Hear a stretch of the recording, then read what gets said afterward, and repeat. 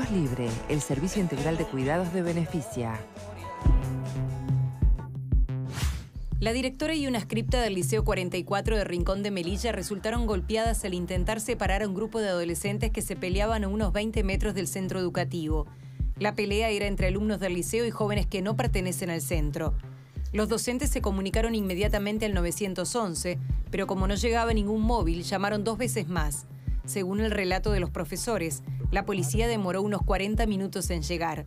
Una emergencia móvil asistió a la directora y la scripta agredidas, que resultaron con hematomas y tuvieron una crisis nerviosa. Durante este miércoles, los profesores del Liceo 44 no dieron clases, pero realizaron talleres para tratar la situación con los alumnos, actividad que se va a repetir el viernes. En la medida en que la pelea fue fuera del liceo y el centro cuenta con portero, los docentes propondrán a las autoridades mejorar la coordinación con la seccional de la zona para que la respuesta sea más rápida, explicó a Telemundo el profesor Leonardo Guedes, docente del liceo e integrante de ADES. Por su parte, la Asociación de Docentes de Enseñanza Secundaria de Montevideo anunció que este jueves hará un paro de 24 horas por los hechos de violencia sufridos por las 2 docentes del Liceo 44.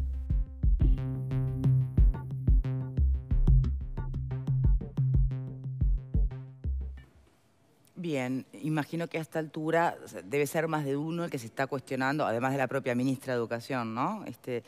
La validez de la medida, o de la eficacia, en todo caso, de los paros. Le damos la bienvenida a quien nos acompaña en este momento en el programa para analizar este tema.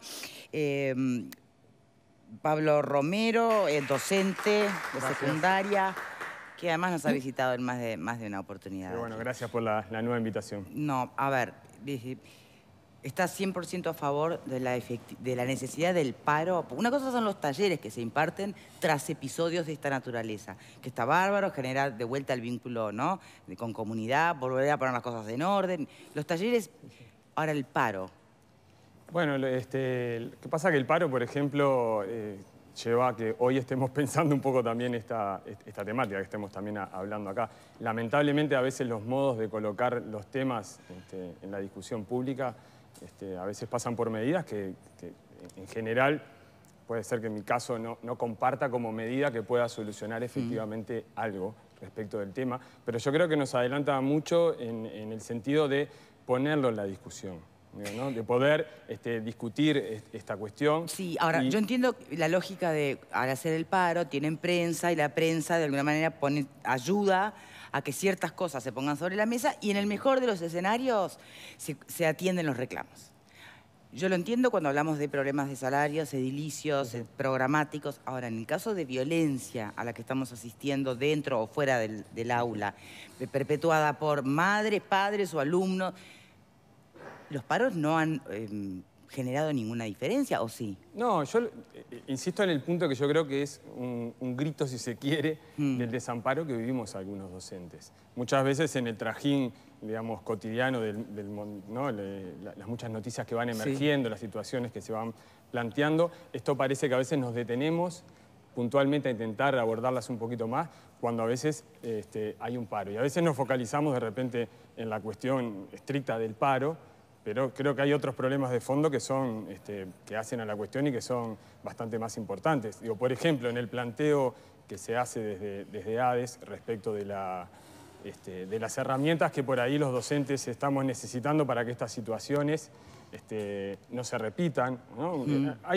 Creo yo, hay una especie de grito casi de desesperación de que acompañen a las instituciones educativas y a los docentes. En el sentido de que las instituciones educativas y los profesores no vivimos aislados de la sociedad, ¿no? Muchas veces tenemos la sensación de que nosotros dejamos perdón, a nuestros hijos desalineados, ¿no?, en una institución y se lo vamos a devolver impecablemente vestido, ¿no? Y esto tiene que ver, me refiero sobre todo a la cuestión de falta de sociabilización mínima, de un problema que tiene que ver con los valores. Entonces, cuando nuestra crisis, creo yo que no es tanto económica como moral, ¿no?, creo que más bien tenemos un problema que tiene que ver con los valores y la forma en la cual estamos tramitando nuestra convivencia.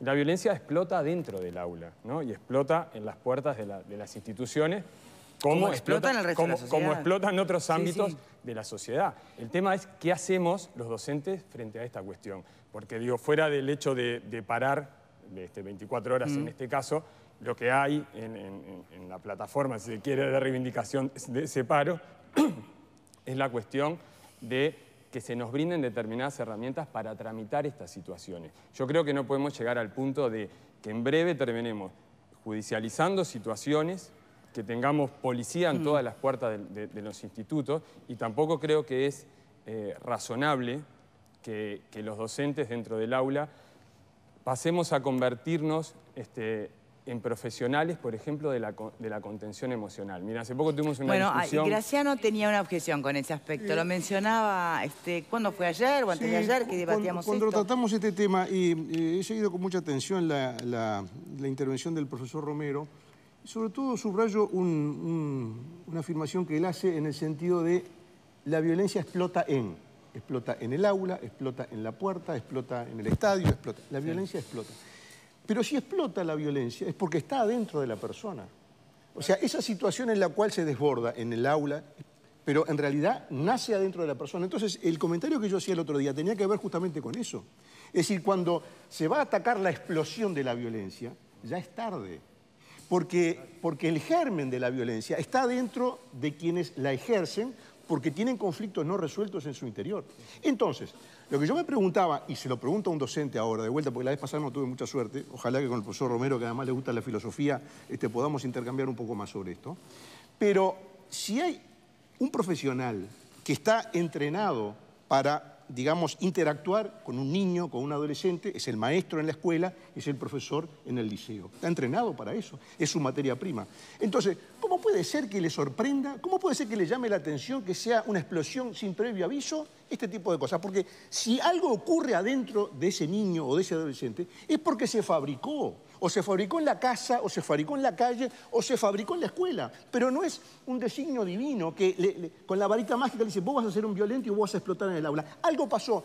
Y esto no se arregla ni con paros, ni con jornada de reflexión. Yo creo que se arregla con una mirada diferente sobre el problema y sobre todo con una cosa que falta en Uruguay en este tema, como en muchos otros, liderazgo. Liderazgo. Acá estamos en una sociedad totalmente horizontal. Estamos todos en un pie de igualdad. Los niños, los adolescentes, los profesores, los maestros, los padres, todos. Falta liderazgo. Nadie se pone al frente, nadie reflexiona, nadie se asume la responsabilidad. ¿Falta autoridad? Falta liderazgo. Liderazgo. Yo estoy acá y vamos para este lado. Nadie asume ninguna responsabilidad. Acabo de leer una entrevista de la profesora Celsa Puente que le dice de todo a Neto, al jerarca de todo el sistema educativo. Dice que es un intocable, que no sé qué, no sé cuánto. ¿Dónde está el liderazgo? ¿Quién maneja? ¿Quién se pone al frente? ¿Quién dice hay que ir por acá? Los sindicatos por un lado, los padres por otro, los periodistas por otro.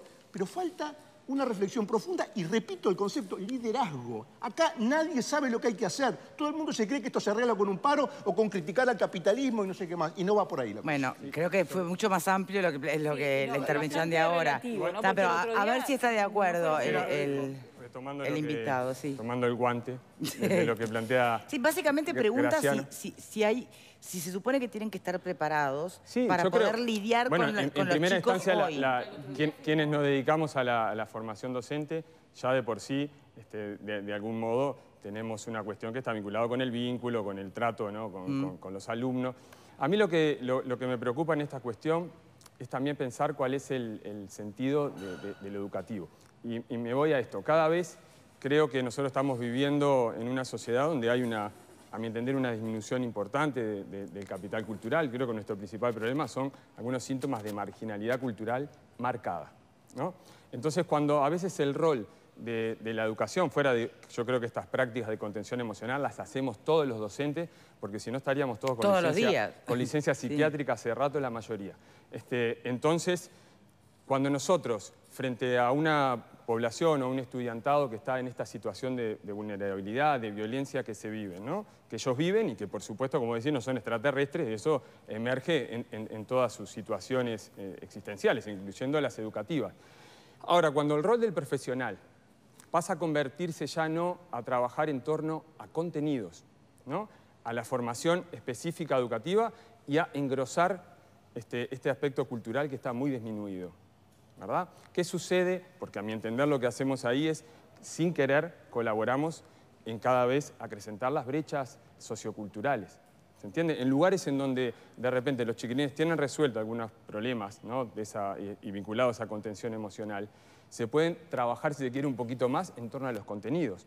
Entonces a nosotros se nos exige, se nos carga a veces la mochila también a los docentes, de que ahora nuestra tarea básicamente no es tanto enseñar una disciplina, sino ejercer una especie de rol de padres, de psicólogos, en donde nosotros tenemos que conformar una sociabilidad mínima de ese estudiante, tenemos que contenerlo emocionalmente. Nosotros hace poco, en uno de los liceos que trabajo, hicimos unos talleres en donde se nos plantea que seamos formadores en la inteligencia emocional. Si no hay familia, ¿quién lo va a hacer? Si atrás de ese bueno, por eso que es previo. Una familia, ¿quién lo va a hacer? Por eso le digo por eso que es transversal, o sea, las familias, las políticas educativas, las políticas del gobierno, o sea, me refiero el Ejecutivo, la ANEP, conjunto, a mi entender, con otros ministerios, como por ejemplo puede ser el MIDES. Falta liderazgo, es lo que yo digo, falta liderazgo. Se debe trabajar fuertemente en que los chiquilines, cuando atraviesan, ¿no?, la puerta de la institución educativa, fuera de lo que en el entorno de esto de la violencia y la inteligencia emocional podamos hacer los docentes,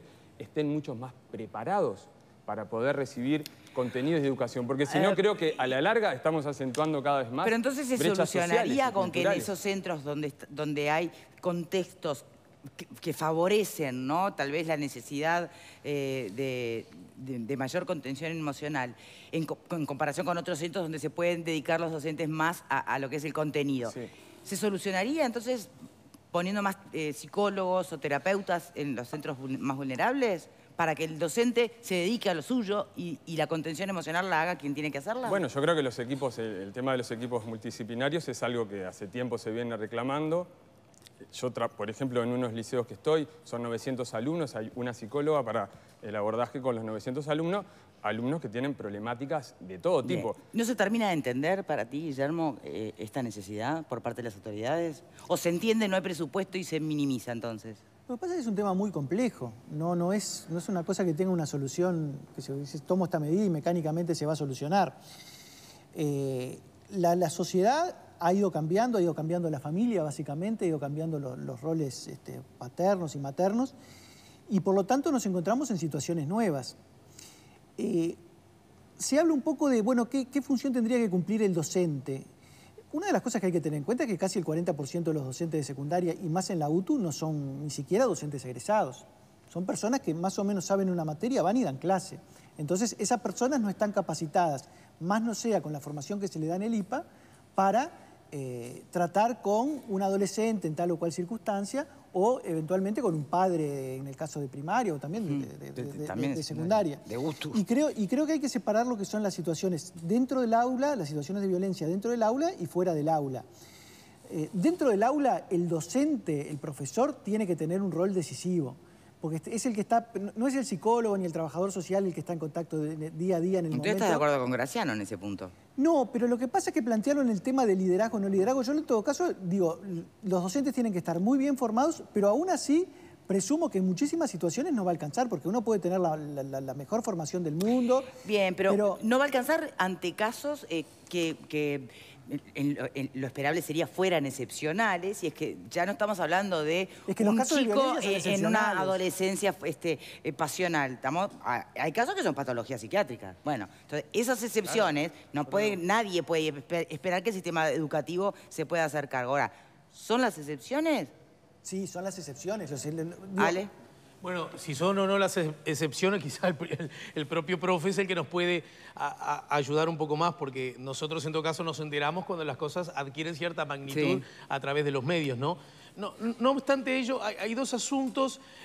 Primero, que yo subrayo que es un tema complejo, que no es un tema fácil, y que es un tema que de alguna manera ahora nos revienta en la cara, pero que ha sido gestado durante mucho tiempo, no ha sido de un día para el otro, por diversas razones, por distintas razones. Yo escuchaba con mucha atención cuando Graciano dice, y coincido, bueno, pero no es que de pronto cayó una pluma en la cabeza de ese muchacho o de esos muchachos y se volvieron loquitamente agresivos. No, hablaba de quién lo fabricó. Bueno, y yo creo que el problema es la fábrica, porque justamente esta fábrica, para seguir usando la imagen de la fabricación, esta fábrica, en la que estamos viviendo todos, es una fábrica muy injusta, que le da mucho y muchas posibilidades a pocos, y le quita mucho a muchos.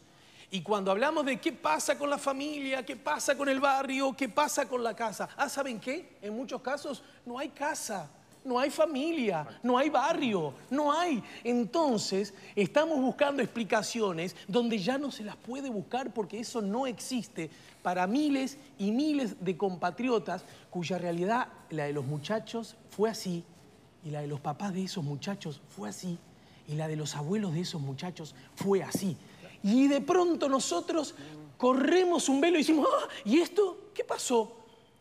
¿A dónde estuvimos mirando todo este tiempo? Venimos y uno lo ve cuando a veces vienen los padres, ¿no? Frente a gurises que han tenido alguna situación, ya sea de rendimiento o alguna situación vinculada a conductas no adecuadas, digamos, en una institución educativa. Y es lo que dice Alejandro, en algunos hogares venimos de 3, 4 o 5 generaciones de fracaso educativo. O sea, esto no es lo que dice, no es algo que se gesta ya. Con más razón, o sea, entonces pregunto, profesor, con más ¿tiene sentido el paro?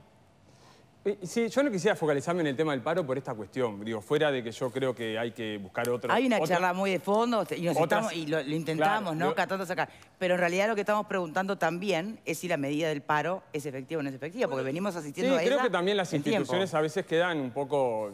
Pienso en lo que pasó nomás en el Liceo 44, digo, las instituciones mismas a veces quedan movilizadas de un modo que a veces hay que hacer un parate reflexivo, aunque sea en esa institución y de algún modo. Las medidas del paro, digo, no. La medida del paro no es que para todo nacional. Claro, ¿no? La medida, por eso. No, y el tema, si en todo caso separara y de alguna manera hubiera alguna forma de jornadas masivas, participación masiva en torno, quizás eso cambiaría. Mire cómo o tendría viene otra la votación, profesor. Tenemos que hacer una pausa, pero ¿ve? 94% creen que la medida no es efectiva. Sí, no, de fondo uno está de acuerdo. Por eso digo que el problema y la discusión es otra de fondo. Para mí simplemente puede colocar en el tapete, algo que también decía Alejandro, que a veces cuando sucede esto, emerge en la prensa y lo hablamos. Debería ser un tema, porque nos involucra a todos, de una cuestión que se trate mucho más cotidianamente. Pausa, ¿no? ya venimos.